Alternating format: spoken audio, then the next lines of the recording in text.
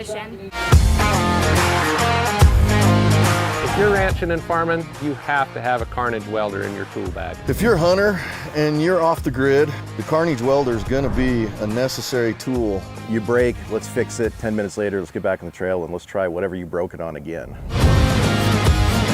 I'm able to utilize that in so many different aspects of my life. I always carry a Carnage welder as a part of my off-road gear. Pack it wherever you need to, flip a switch, hook up a ground, and start welding. It's that simple.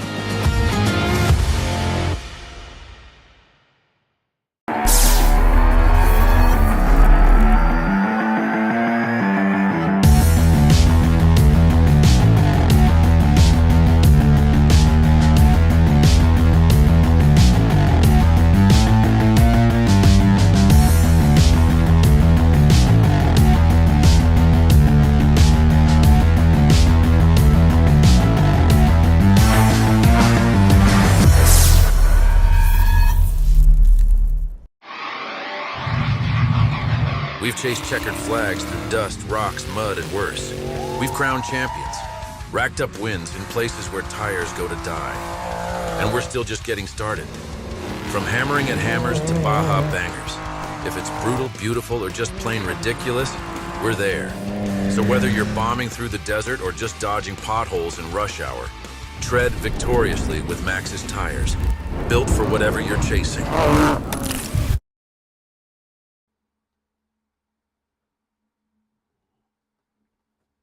Oh, I wonder if the cameras are working.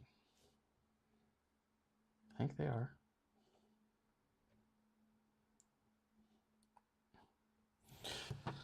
Hey, look. Welcome to another WERock Wednesday. Thank you so much for tuning in. As always, we want to thank Laser Nut for being our presenting sponsor. For all your laser cutting, forming, and welding needs, send them an email at info@lasernut.com. Also, if you guys are headed out to King of the Hammers and need a place to stay, Cody posted information today or yesterday on Facebook about that. So if you need a place to stay out at King of the Hammers, hit him up as well. Maxxis tires, whether for work or for play, tread victoriously with Maxxis tires. Metal Cloak suspension, Brannick Motorsports, Behemoth drivetrain, Carnage welders, Crown Automotive, Spider Tracks Off-Road, Raceline Wheels, Drive Shaft Specialist of San Antonio, Tire-Right, and Axle Helmets. All right, well, thanks for tuning in for a fun and exciting night talking about potential rule changes for the 2026 season. So we've got the dates out. We've got area BFE on the schedule as well. So let me jump into here. One of our first things on the list to talk about is double points.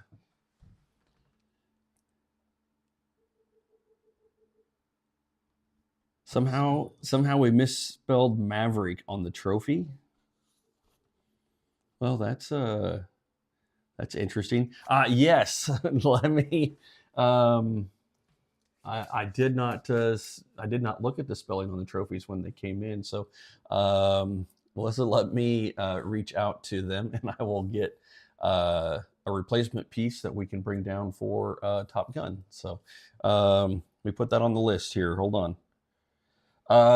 Texas. Yes. Well, yeah, speaking of Texas, not only the Top Gun, but our East versus West versus Texas event. We've been doing it for the past couple of years as a double points event. You get East Coast points, you get West Coast points, and you get both of those going to your national series. We might change that up. Instead, you will still have double points. You will get an Eastern and a Western series, but you will then only have one of those going into your national points. So instead of getting, if you got 2 third places, instead of getting a 98 and a 98 towards your national points, you will get only a 98 once to your Brannick National Championship. So you will still have to run your home series and Texas, but you won't get 2 points for Two first place, two or first place, two third, two whatever place, whatever positions you get. Yeah. So you will have to go to all 3 of your home series, Western or Eastern, and then Texas as well. So you'll need you'll have to go to 4 physical events to get it, instead of being able to get just Texas and 2 others. Yeah, so for the national championship series, Brannick Motorsports National Championship, you would at that point have to run 3 of your series. Yep. And And either Texas or any other opposing event in the series. Right.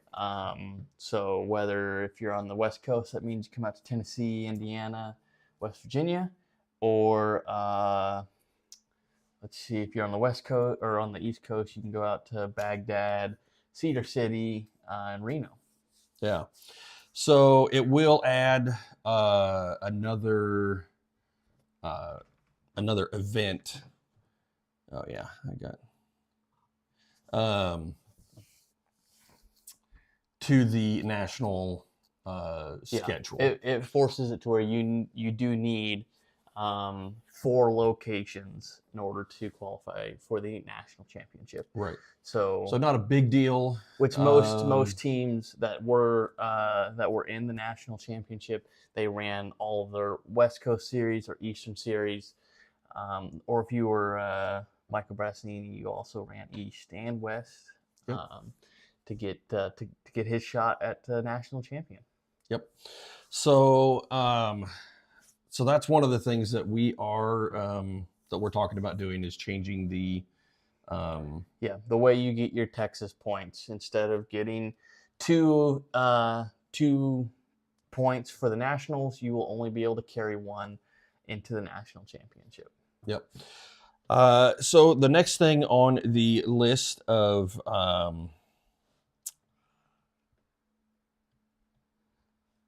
let's put this up here, is the national tiebreaker.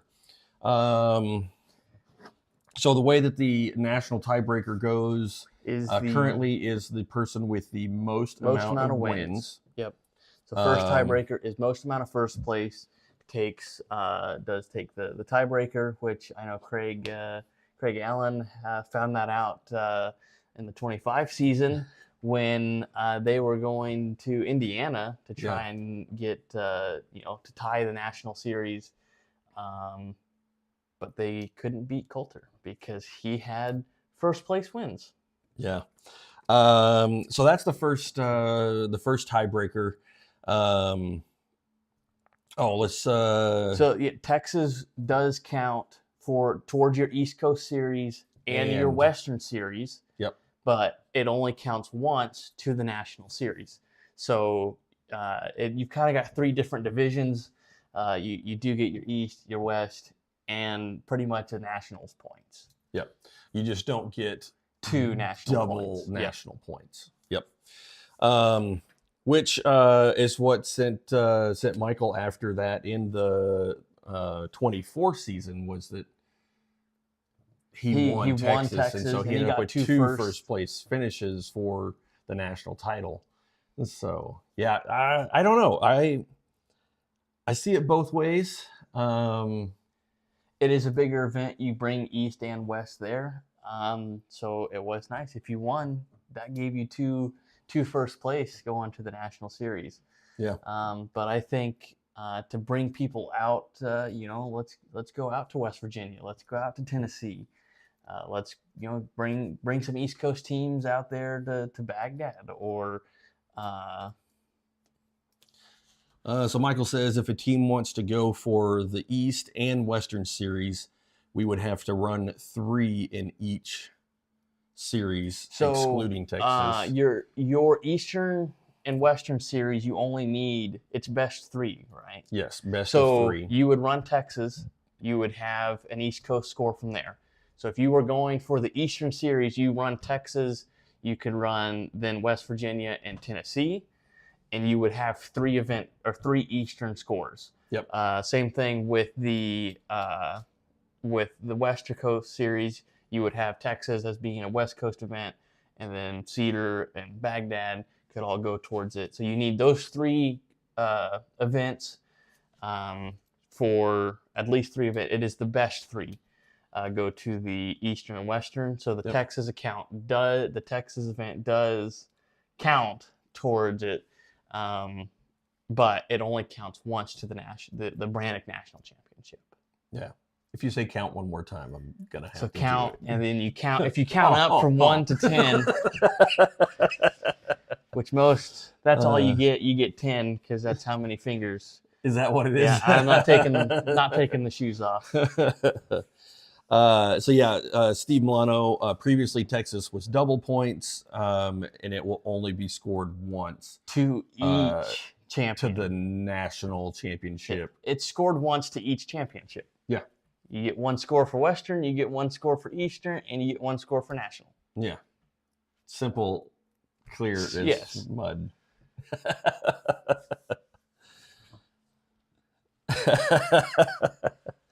I don't know, Caleb. Will Veronica's asking on Emmett's behalf if the simulator will be there this year.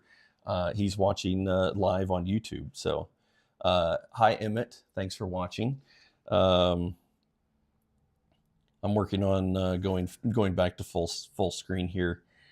I got to get the tech department involved. Michael says easy enough. Just have to win them all. That makes it the easiest. Yeah. Milano's lost as usual. I think he never knows. Come out, have fun, and win. Yeah. Like Michael said, if you just win all of them, you don't have to worry about it. And it's pretty fun too. Yeah. It is more fun. Yeah. Winning. All right. So the other national discussion was on the tiebreaker. Yep. So back to the tiebreaker. Do we take so we keep the first most amount of wins, but then it goes to the last event in the series. Yep. Except, the way that reads is if you come out and the guy you are tied with didn't make the drive, had something come up, and they couldn't make the trek across the country maybe. Right. Then it goes to whoever just drove there. Yeah. It automatically goes because he showed up and the other guy didn't. Right. So do we, something we discussed is how to maybe change that up to maybe do a, it'll go down to the first tiebreaker will be the most amount of wins. Yep. Maybe the second tiebreaker will be last head-to-head event. Yeah. Which with the Texas, if the series, the series points are changed to where Texas only counts once to national, it'll be impossible to run the series without at least running head-to-head once. So first tiebreaker will be still the most amount of wins. Second will be last head-to-head event. Yeah. So if you are tied going to the nationals, the Brannick National Series, the last event you competed against whoever you're tied with, if you won that event, then you win the Brannick Series. If you did not win, then the other guy takes it. Yeah. So then, after that is all said and done, if you stay with the last terminology, so say one person won, you had 2 head-to-head. One person could win one person could win the other. And so they would have an even number. It wouldn't, the last head-to-head would be the one, yes, that would have that. Yep. So, and then it wouldn't go to nationals in Farmington. Yep. Which the thing that I like about doing it in at Farmington is downtown Friday night and doing the awards during the we event. get to do the I really awards like, downtown. Yep. so. Okay. Well, we So will. that makes the most sense to me. Yeah. I is think last- changing Texas should I think that'll create make an opportunity for that rule to actually be applied and used well. Yeah.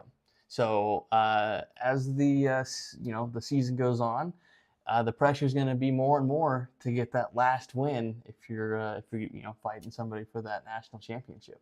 Yep. Or if you just win them all, like Michael said, then don't have to worry about Then it. it's easy. All right, let me jump back into our list here. So I know that somebody brought up that the Pro Mod rules don't say anything about the wider gates, even though we have gone to that. So we'll make sure that gets put in Unless the Pro rule Mod book. wants to go to the narrow gate. I mean, we could discuss that. Right. The other thing that we were format-wise talking about with Pro Mod is allowing the 5 gate to be run as a bonus. Yeah. So and it wouldn't necessarily be an after the fact bonus. It would just be a standalone bonus in course flow that they could take. I know we had discussed it earlier this season, and I think that what most people said was they were fine with it, but let's start it next season and not start it, in the middle of an event. Yeah. So and say the blue bonus or the blue gate. Wow. Yeah. Yeah. So the blue gate, it comes in after gate 2 and before gate 3. You would have to run the bonus in that order in course flow, just like the Pro Trail and Unlimited, but it is there as a standalone bonus for Pro Mods. So it kind of adds a big strategy. You can it's a huge. Aaron says, "Keep those wide gates." It could or not, not finishing that course. And you get to keep those bonus points now. Maybe attacking something might be a little. Maybe we'll come back on Facebook. There it is. Yeah. But yeah, it's a different strategy. It also just gives the Pro Mod that second bonus like everybody else gets. And I've seen some Pro Mod courses being finished, with 3-4 minutes on the clock still. So it could add some ground to be made up. I think I think it makes a huge strategy adjustment, and especially with being able to keep those bonus points. I think that can be something there really may cool. be times running that cone over and doing the bonus 3-tire in it may be actually better than doing all standard 4 gates and maybe not getting out in time or something. It is a tricky thing that comes up with having that where you keep your bonus points. So that is something to keep in mind. Still it adds an extra opportunity to get more cones on the penalty side too. So it could really be really strategic if you want to attempt that extra bonus, and because usually there's at least 1 if not 2 gates that Pro Mods end up having to take dirty. Like there's just no other way to get through the course. Well, and the other thing is I know I've set some easier blue gates where it was more of just about a time thing, or maybe it was made for a cooler bonus. But yeah, there's no easy gate really. So it'll because typically when you set, say, a pro course, the first thing that you do when you look at the area is pick like the coolest line that you can find. And you're like, all right, that's the blue bonus. The coolest or just one of the hardest lines there is typically what I go for, build the course around for the Unlimiteds Unlimiteds and Pro Trail with that blue bonus.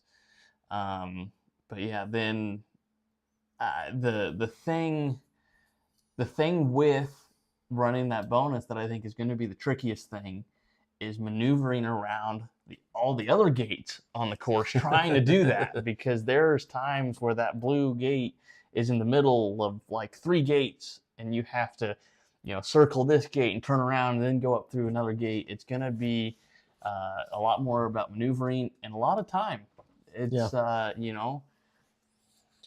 right. Well, with that, so that knocks us out on the Pro Mod side of things. Yeah, Do we want to jump into the Pro Trail question? So Craig posted up since he has a brand new G-Spec car. And I don't know how wide those cars are, but it's probably pretty 80, close I to, think well, I mean, 86. chassis-wise. Oh, chassis. It's probably pretty close to that 48-inch mark. I don't know. Yeah, they're a fully built trailbreaker car. They're long, they're wide for the cracks, and it makes for an amazingly capable buggy. But Not maybe the best cone not dodger. Cone dodger. Yeah. So Craig was asking, could a single seat front engine car be in Pro Trail?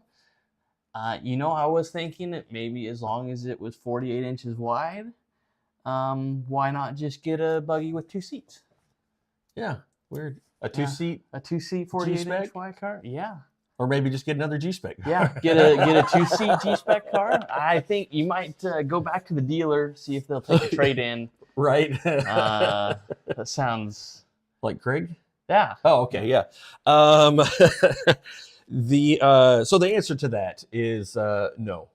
We will require 2 seats side by side that meet the Pro Modified rule. Because the kind of the spirit of Pro Trail is it's a trail car. Yeah.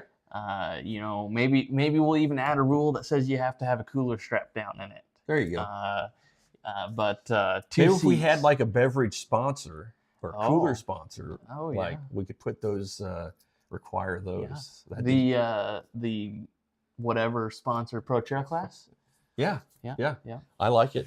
So one thing that, excuse me, one thing that I had talked to Greg about a little bit was maybe doing a G-Spec class.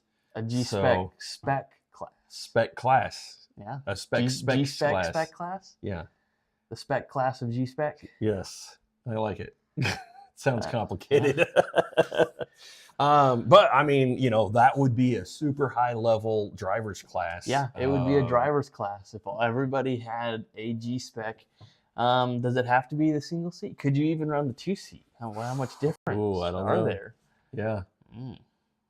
Sounds like we should have Greg figure out driver's class. That would be right up the alley. Maybe no spotter. I let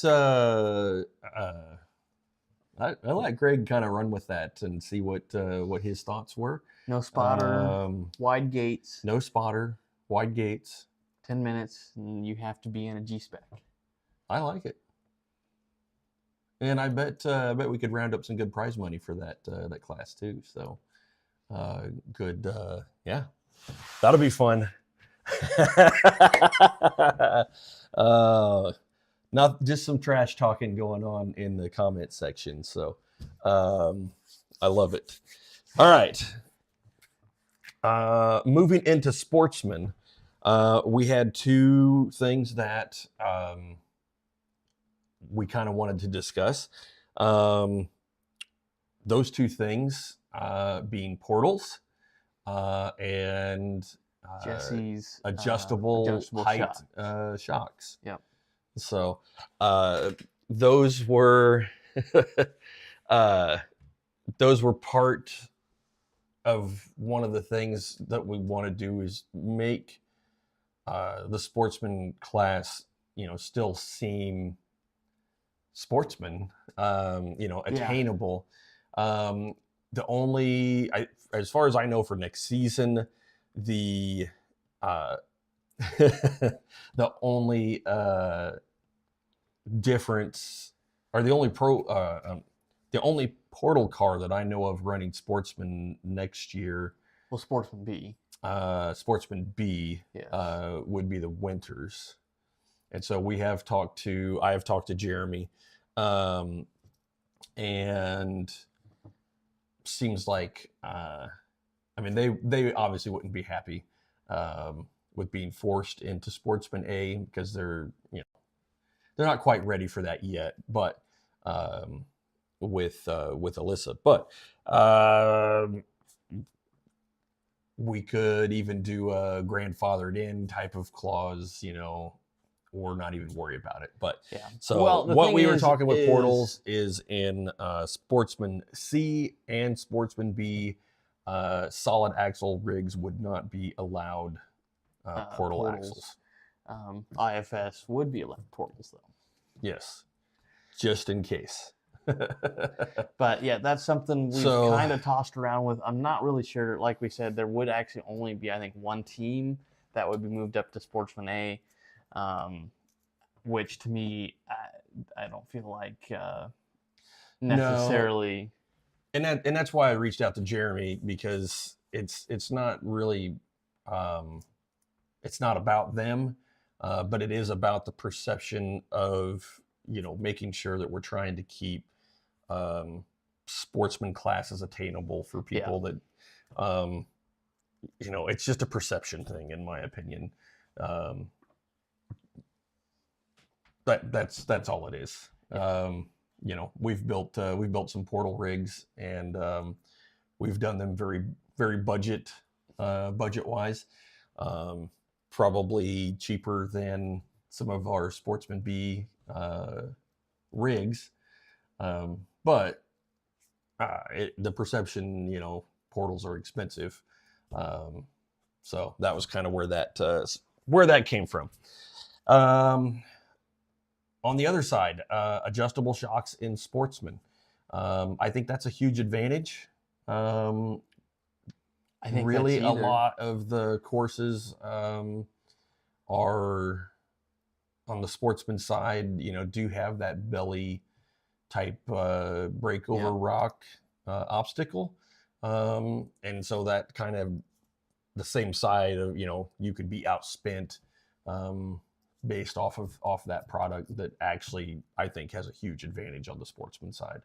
So that was the other Sportsman rule that we were discussing, was do we get rid of or do not allow the adjustable height shock in Sportsman. So we will let I know. I think Texas was something I'm pretty confident on. I do like that change. The tiebreaker going to the last head-to-head event. Yep. The optional bonus. The standard blue gate for pro mods. Yep. Being bonus in course flow, they would only get the 10-point bonus and not progression on that as well. Yes. Yep. So it would be a 10-point bonus on there. Portals and shocks in Sportsman. I don't know. You guys, that one. let us know your feelings. Do you not want to join Sportsman if there's a rig that has portals on it? I mean, to me, I want to go up against the best people, the best cars, regardless of what I'm bringing. But and it's all on the same course. Everybody's running the same C course. And there's always going to be probably somebody that turns a little bit sharper, that has maybe better power or a taller belly.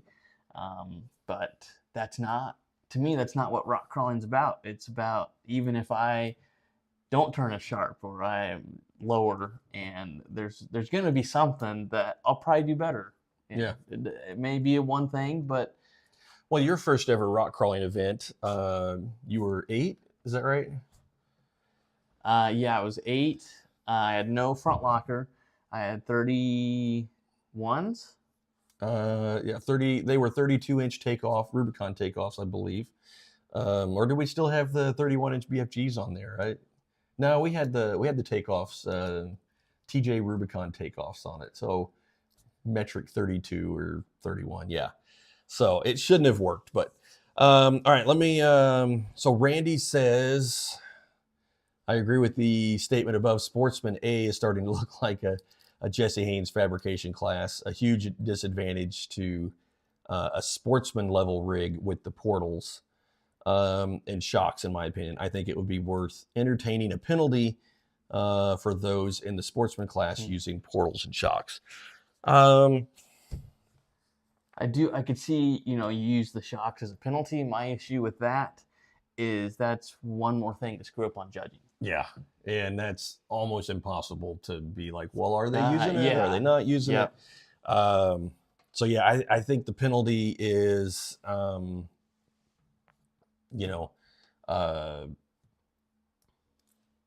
definitely way too hard to account for. I will say, both Danny Benner and Dale Stotler do not have portals, and they have been absolutely incredible this season. So it can be an advantage in some situations, but I don't know that portals is always a huge advantage. Yeah. I will say the shocks are not a huge advantage either, except for in like 1 or 2%. Except for when you miss that cone.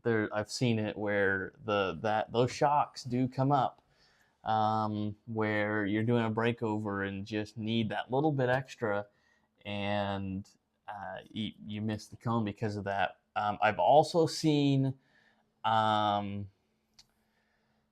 shocks screw people up. I've seen those adjustable shocks screw them up. It's one more thing to keep track of and to mess up. Yeah. So my thought is, do you allow it in A or do you keep it in just B or C? Because Sportsman A is our unlimited class. Yeah, it is. It's supposed to be our unlimited class. And it's where you're, people that are coming into the sportsman class for several reasons. One, they're really good wheelers, but they've never played the game before. And so that allows them to learn how to play the game, at an entry level. Where Jeremy is coming in with loads of competitive knowledge, but he's coming in with the girls and they are learning how to drive a high-end car. So, there's a lot of reasons that, that kind of put you into that category where sportsman is definitely the place, to do that. The other thing is, for us and for me as an event promoter, I want to bring more people onto the pro side. Even as a competitor that competed in the pro side, we want more people. It's awesome to have more people on the pro side. There's a reason we're over there. We absolutely love it. We love the challenge and the big stuff. And to me, I want to bring some of those sportsman guys over onto the pro side. Now, whether that's kind of where it gets tricky is Sportsman A was mostly dominated by under 16-year-olds. Yeah, that it was like their first season in the car, or they were still learning driving a car, and so yeah, it's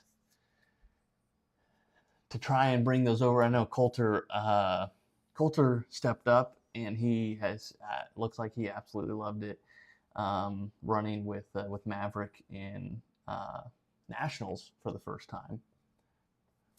Yeah. So number of comments of taking away the rear steer penalty in A as well. That's always been something that we've discussed and talked about, and I think I've kind of decided. I think it was earlier this year, or before going into the 25 season. There is a reason for the penalty. When you think about it, you saw we had Pretty Penny. You had the Calderons, which were in another JHF. If they had front and rear steer, no penalty. I don't see where you would hit cones, take reverses. Already you look at the scores between Craig and Brooklyn where they were almost tied every event. And like by 1 or 2 cones, maybe 1 or 2 reverses. And I just don't see where if you were allowed that rear steer, that you would be able to, that the courses you just all be tied. Yeah. If you want to run rear steer, we have classes for that. Yeah. So that's my thought, is there's absolutely no reason to allow rear steer in Sportsman A, because the courses aren't that hard. You are on the Sportsman course at the end of the day. You are on the course where somebody with 37s, 35s, and a Cherokee or a TJ are running the same course. So that's kind of where I've kind of landed on the Sportsman A rear steer penalty, is I just don't see how it'll honestly be that fun. I know it'll be fun to compete in, but it won't be the same. But everybody's going to have the same score. Yeah. I mean, ultimately, at the end of the day, if you allow rear steer in Sportsman A on those courses, everyone is going to have the same score. That's my opinion. Yeah. I really don't see where you would have to take reverses. Now, and I do see where the people that were wanting to learn rear steer, wanting to be able to use it and learn, then do that, and then step up into the pro classes is the way I kind of see that. I know everybody wants to win, and it's Sportsman's super competitive. So that's where it gets tricky. Is you do want to win. But I also want to see people, learn and step up into the pro side.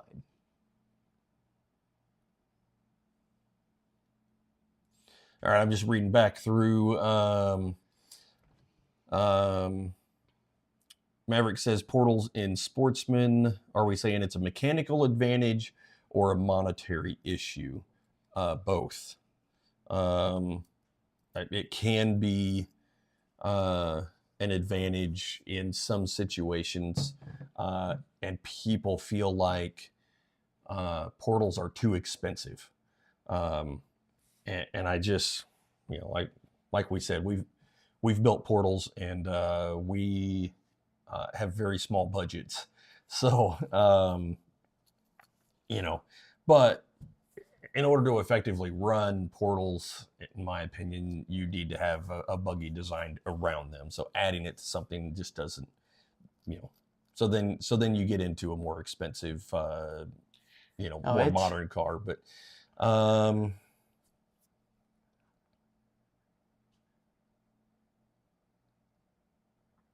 what'd Michael say? Sportsman is basically amateur unlimited. Well, Sportsman A is your unlimited class. Yep. But in B, no portals or shocks. Yeah, and I say, do we want to change that for this year? Or let's just say this is fair warning that 27 rules will not allow portals or shocks in C or B. I don't know. I think it's something to think about. It's not something that I am like, hey, let's change this. I like the change. I don't see a good way to go about it, because yes, you look at the cars and everybody competing in Sportsman classes. I just, there's no clear thing to change, I think. Yeah, and I know we've had many discussions on the rear steer penalty in Sportsman. Wyatt says drop the rear steer penalty for A. So Randy says, I see the Sportsman A as amateur unlimited class, as it's been said before. If we're all going to do that, can you match the 5th gate and allow rear steer to make the format the same? I would say probably not on the Sportsman side. I don't see that we would probably entertain a 5th gate over there. just because that's part of the advantage of the sportsman side is it gives you, 30 seconds more per gate time to work with. And so it's not,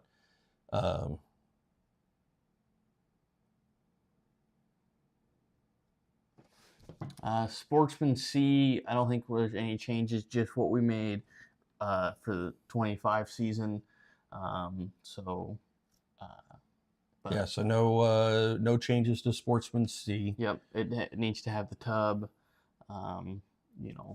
Embodies the spirit of the Sportsman class. The sportsman class. Yep. Yep.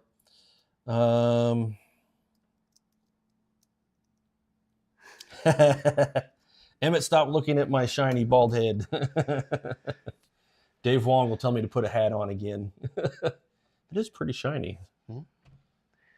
Yeah, to me, I honestly think the Sportsman's almost is a little too competitive. There's a lot of, but it's been a massive field of competitors this year. We've had 30 or I know at Baghdad and somewhere else we had 20 Sportsman B competitors, and it's really cool to see that and to see everybody following the series as a sportsman team. Yeah, we had a lot of teams follow the Western Series, so it's I'm not sure what changes I wanna do to Sportsman A or B. I honestly kind of feel more on the leave it and let it keep. I think we're in a really good spot now. We've got a lot of teams, a lot of competitors. There's always going to be something. Well, maybe we could change this. Maybe we could change this. Well, Kevin wants wider gates in Sportsman B as well. So Ryan says if you have sponsors, you shouldn't be in Sportsman. Which I know Ryan. I don't think he's ever competed in Sportsman. He just jumped. He right has no into- sponsors and also competed in the Unlimited side. Unlimited. Just right into Unlimited. Same thing. I never competed in Sportsman. I jumped right into Pro Mod. Yeah. So I don't know. Well, I don't know. Back in my day, we didn't have these sportsman classes, so I never even thought about it. I guess it's like this is. Now, if we wanted to go compete in the Bronco, we would be on the sportsman side because that's a sportsman rig. It's got a body. It's on 37s. Yeah. But I'd be in Sportsman B, which is going up against portal cars and a Pro Mod. You have a Campbell Pro Mod car in there, Yeah. So, no, I really appreciate everybody's comments. I'm going to go ahead and just post everything into the competitors section. So if you didn't make it on tonight, we can get your feedback as well. But I agree with you. I don't know that if we will change much on the sportsman side, but a lot of good arguments on both sides. Same thing on the rear steer penalty. I see good arguments on both sides. Well, what would need to happen is on intermediate course. Yeah. 12 courses in Reno. But we had the real estate. And we had the real estate there. I was thinking about it. I think there is one other location that 12 courses could be possible. Yeah, it would change the way of our format. I mean, our whole format is to try and bring you guys as competitors right to the spectators. So, I think that's our goal, is to get you in front of people. Not so much to have courses that are out in the woods that, if you got 15, 20 people watching, out in the woods, that's cool. But our goal is to bring those people, bring you to the spectators or vice versa. So, and that does limit the number of courses and what we can do. I just don't see it possible in Baghdad It's not. We could in Baghdad. We would just lose visibility. You couldn't. You could. You would push. I don't know, because it was pretty insane the amount of space it took to do 12 courses. Yeah. And in Baghdad, there's only, I think, two areas I could set courses in that's left once I'm done setting all 8 courses. But I also I prioritize making a cool course. If it ends up being bigger, I don't care, because I want a cool course to run. And that's true. Well, one of the things that you're looking at it as a wheeler, where you're sitting the course, you're wanting to do like a cool obstacle, as opposed to just putting a cone on a couple rocks and like that the cones become the obstacle. You still push to the obstacle side of things. So well, that's what I like. And I also think it's good. It's fun for the team, and it's cool for spectator. They want to see something they thought couldn't be done. Yeah. And that's honestly, it's also what gets posted when somebody tries what they thought was impossible and pulls it off or doesn't pull it off. Yeah. Especially those get the most traction. Yep. Yes, events closer to Texas would be amazing. Yes, we already need more delineators and stringer pennant. Oh my gosh. Jess, so one of the things that in Mexico, I think so. So Luis was telling me they do a 33-inch tall tire, No lockers, no locker, no wheelbase, OE style suspension. You can have a lift kit, but I thought this was going into the new lawnmower. Oh, the Harbor lawnmower Freight class. Yeah. Yeah. I agree. The The biggest issue that I see with the Jeep or vehicle based side of that is that buying cheap junk cars anymore is not cheap. So yeah, we do have some I think some fun things coming up with the side-by-side events this year, and I think that's going to be a lot of fun too. And Sean's going to run the full Eastern Series in 2026, and you know what? Maybe that will be something may come out of that too. So we love having these discussions with you guys. We wish you much better than the chat, but the chat works really well. So yeah, I think we've got some cool stuff coming up for next season. And we will take this conversation over into the competitors forum. And if you have invited someone to come into the forum, if you tag them, I guess they don't have the opportunity maybe to answer the questions. They must answer the questions, because even if it shows up on there and it says, Michael Brassanini on there, I don't know that that's like the real, and not some kind of bot or not something. So make sure if you invite somebody or let them know about the competitors forum that they do answer those questions. I don't even really care how, you answer as long them. as it shows that you're a person that goes a long ways. Yep. All right. Oh man. Yeah, it's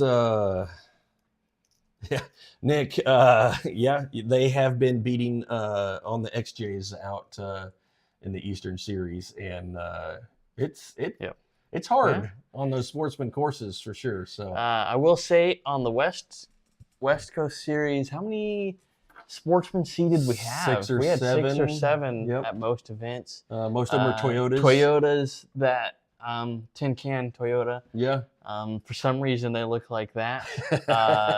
We do have the Hey, Boober's XJ still looks really nice. So a couple XJs, TJ, and they're out there giving it their all, and it's been now they have been breaking, they have been rolling over, but there's been some really good competition out west in the Sportsman C class. Yep.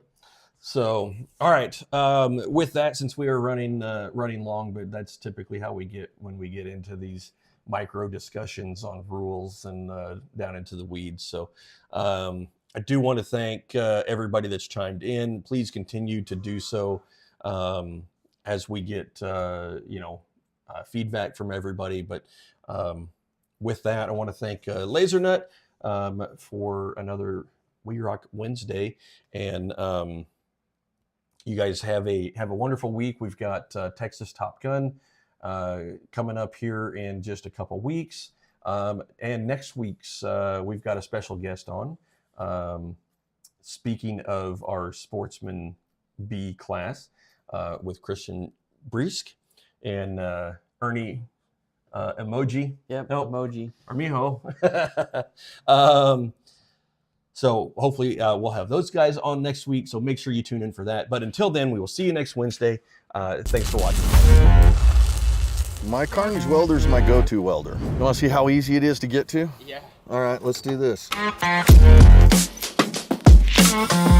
We've got the fastest deployable welder. A Carnage welder is a wire feed welder. It's basically batteries and everything inside of a box. It's quick deployment. Just take out the case, open it up, turn it on, and you're ready to start welding. No pulling batteries or getting cables out. It's literally 30 seconds and you're up and ready to weld. It's very user-friendly, awesome penetration on the welds. The first weekend I was out with it, I had to use it, and it's the only reason I was able to complete the second course in my competition. If you're ranching and farming, you have to have a Carnage welder in your tool bag. If you're a hunter and you're off the grid, the Carnage welder is going to be a necessary tool. You break, let's fix it. 10 minutes later, let's get back on the trail and let's try whatever you broke it on again.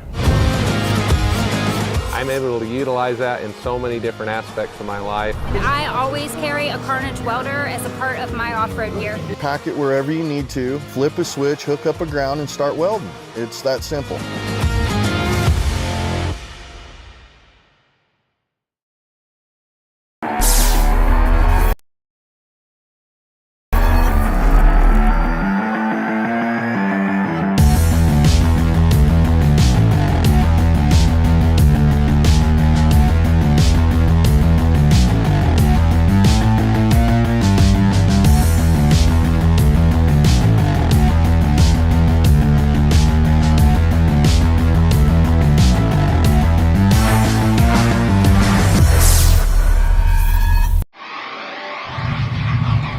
We've chased checkered flags through dust, rocks, mud, and worse.